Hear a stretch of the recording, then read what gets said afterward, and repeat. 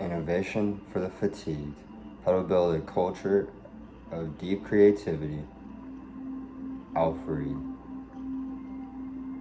as narrated and summarized by wall-lampkin.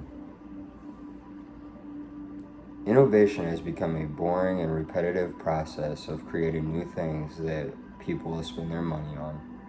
Employees will only buy into the innovation speech coming from executives and management for so long. Alf Rehn, professor, speaker, author, chairman, and placeholder of multiple board of director positions, describes theories on how to build a safe and positive culture for innovation within his book, Innovation of the Fatigue. One of the key concepts Rehn discusses in the books is killing ideas within a company. Over and over again, he discusses and he talks about the concept of putting down others and discouraging their innovation. Oftentimes, we can kill one's ideas without even having to use any type of verbal actions. Actions such as yawning during conversation, folding one's arms while listening to another speak, or simply just nodding your head in response shows a disengagement and a lack of interest for that person's idea. This right here is one common tragedy within the business world, according to Alf Rehn. Rehn addresses the concept that once we kill a person's idea, we are discouraging their innovation. This innovation that could lead to world-changing, economic-changing, life-changing alterations for that person, for the whole company, or for the global humanity, are simply put to a side because of a lack of interest, a lack of effort, and a lack of acceptance of other people's ideas. The start to accepting of other people's ideas and innovation comes from the management. The management and executive team are solely responsible for planting the seeds of innovation within their business. Management should teach that all positions and all ideas are accepted and respected no matter how low the level of employee, or no matter their tenure, no matter their background, no matter their age, race, sex, or gender. It is the management's position and responsibility to teach the acceptance of others' innovation. Another belief that Rehn ponders within his text is, why are we not taking input from those who sit back and observe? The ones who sit back and observe on a day-to-day, the constant happenings within a company, and never speak up, usually have the most to say. They have the greatest insight that has been thought upon and has been broken down logically because they spend the most time debating this insight within their own head before ever allowing others to hear it. As management, it is also your role to try to figure out, what can I do to bring this input and this innovation out of those who seldomly speak up, who seldomly share their ideas and what is going on in their head with the rest of the company.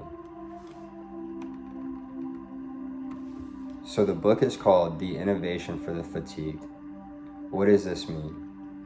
This is discussing the aspect of burnout and innovation, tiresome ideas, the lack of risk-taking, and the showing off innovation. To be fatigued means you're worn out, you're exhausted, you're tired. And the same thing happens in the business world in the role of innovation. Our brains are not programmed, they are not wired to think in depth constantly.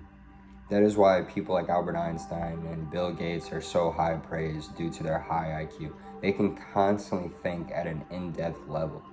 It's not that we are not all capable of this. It's not that they are just dramatically smarter. They have that ability to constantly think at an in-depth level, which in the innovation process, that's a big part of it. You have to be able to tell yourself that I have to be willing to work hard. I have to be willing to be creative. One of the things that comes with innovation and the process of innovation and being fatigued and burning out is boundaries. Our boundaries increase as we become fatigued. The more in depth and the longer into our work process we become, the more tiresome we are, the less we think we can accomplish.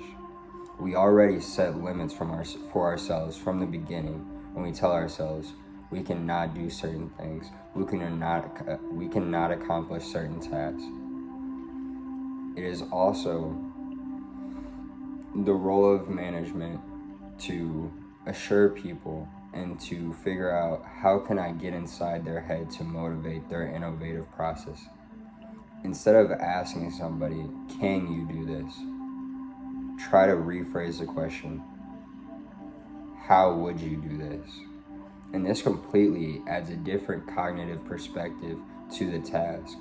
And while the task might be more drawn out, might become more mundane, might even become more costly, we have now created a new idea and a new confidence born in that process. Another concept that Rehn discusses within his book is the aspect of monocultures. Monocultures is used in the agricultural world to describe a constant crop being planted, throughout your farm year after year.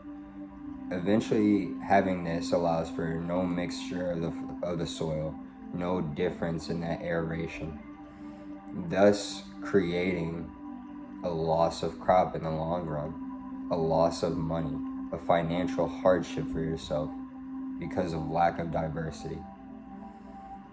When we take away diversity within a business, we are ultimately setting that business up for its long-term demise.